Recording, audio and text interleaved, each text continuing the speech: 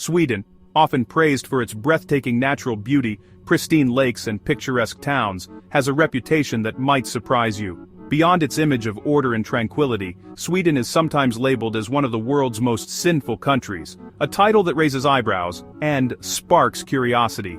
But what does sinful really mean in the Swedish context?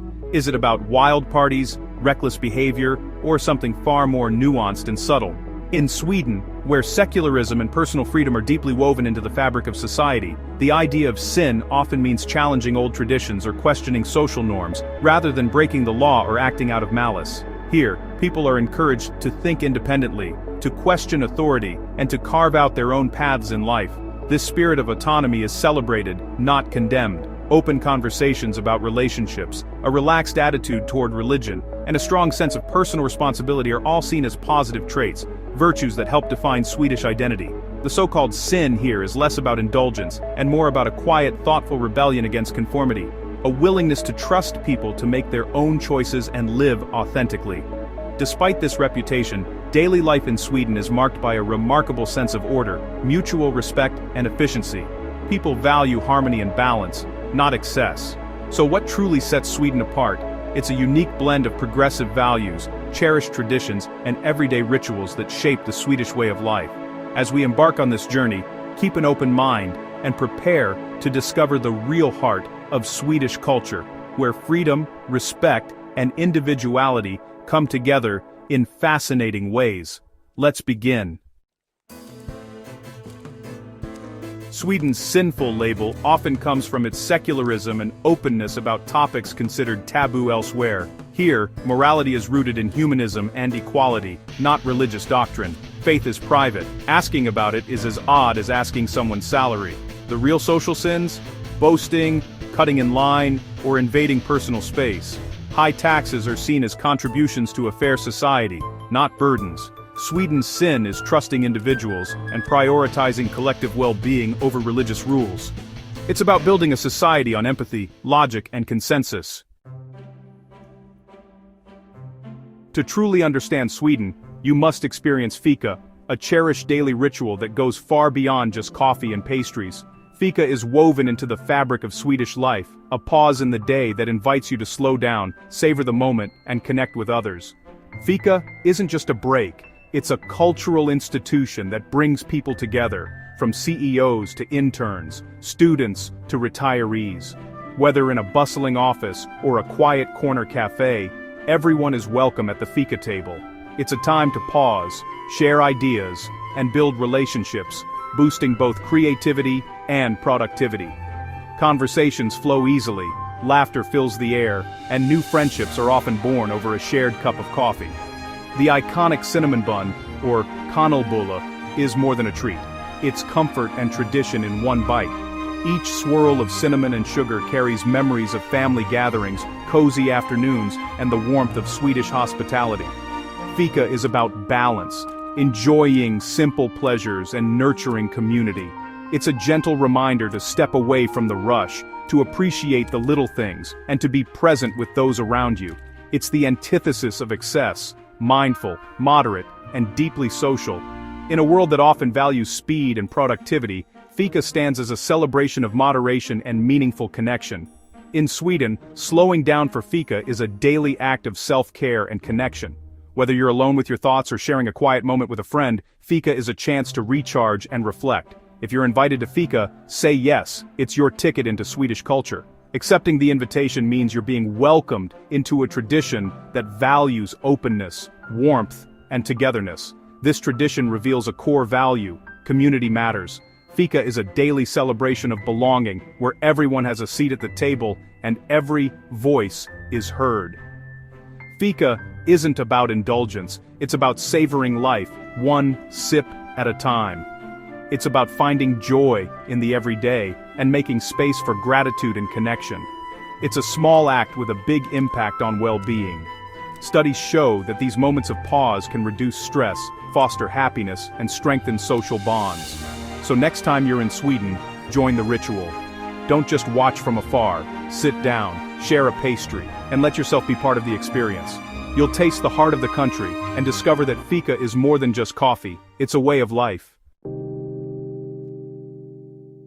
In Sweden, much is communicated without words. Personal space is sacred. On buses, people avoid sitting next to strangers if possible. Small talk with strangers is rare. Conversations are purposeful and sincere. Swedes value authenticity over pleasantries, and silence is comfortable, not awkward.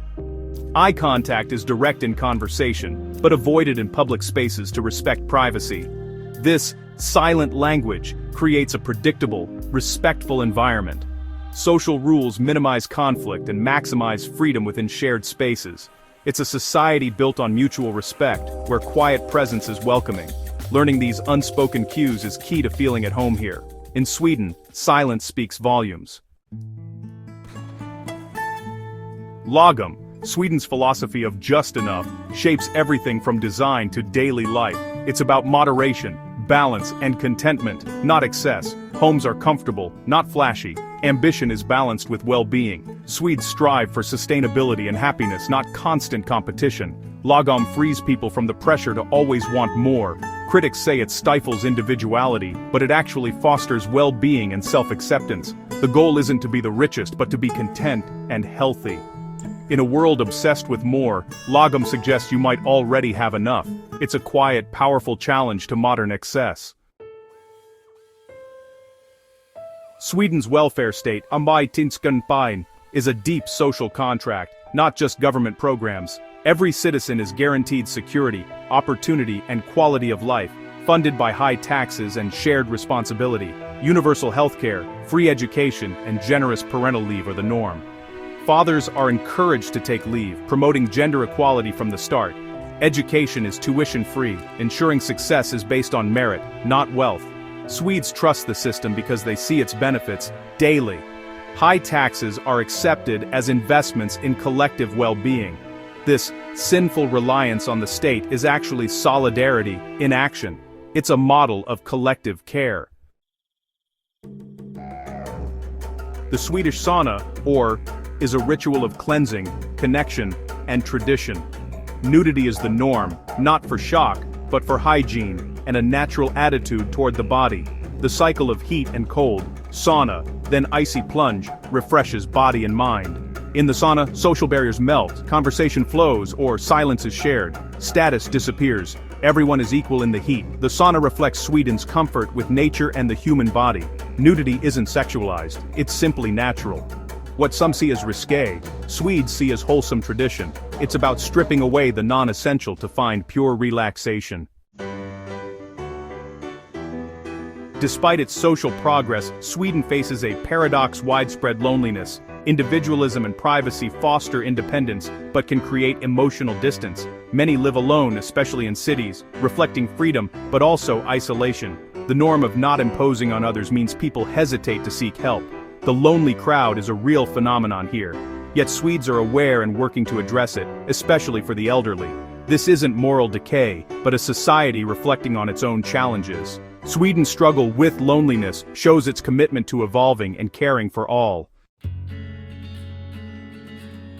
After exploring Swedish life, it's clear, the sinful label is a misunderstanding. What we've seen isn't a society that's lost its way, but one that's found a new path. Sweden's approach to life, community, and morality is often misunderstood by outsiders, but when you look closer, you see something remarkable.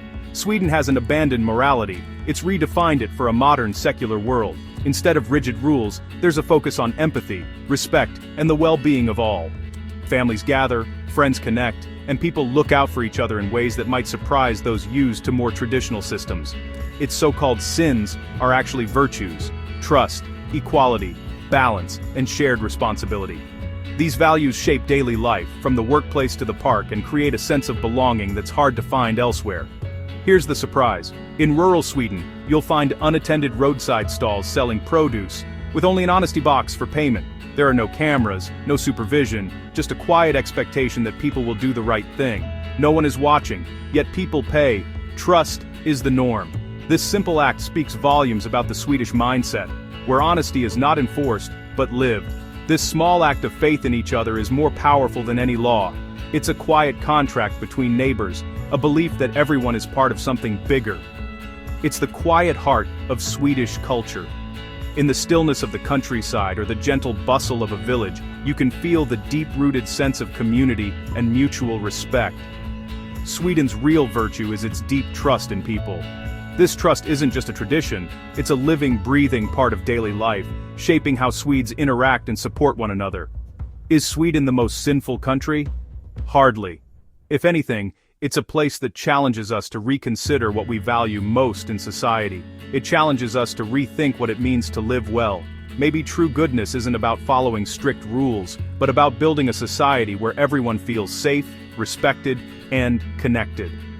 At its core, Sweden is a place of integrity and connection. It's a country where people trust each other, and that trust creates a foundation for happiness and harmony. I hope this journey has changed your perspective.